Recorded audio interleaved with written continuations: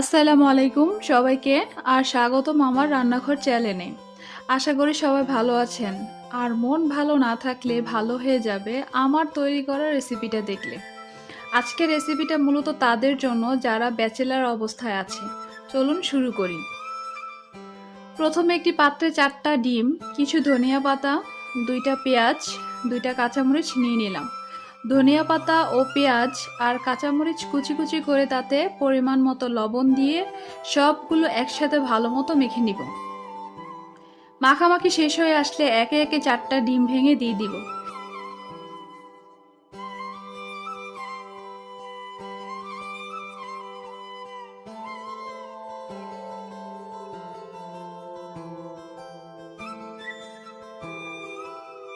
এখন একটি কাঁটা চামচ দিয়ে ভালো করে ম্যারিনেট করে নিব। এখন চুলায় কড়াই বসিয়ে তেল ঢেলে তাতে ম্যারিনেট করা ডিমটাকেও দিয়ে দিলাম।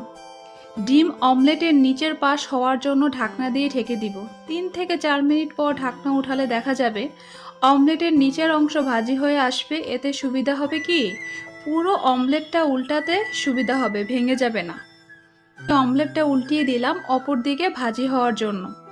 অতঃপর আবার ঢাকনা দিয়ে ঢেকে দিব 2 থেকে 3 মিনিটের জন্য।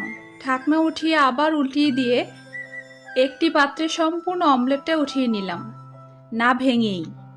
এই তো তৈরি হয়ে গেল সুস্বাদু অমলেট। সারাদিন পরিশ্রম করে এসে 7 থেকে 8 মিনিটের মধ্যে বানিয়ে ফেলা যায় এই ডিমের অমলেট, যা ভাত দিয়ে খেতে খুবই সুস্বাদু। আশা করি সবার ভালো লেগেছে।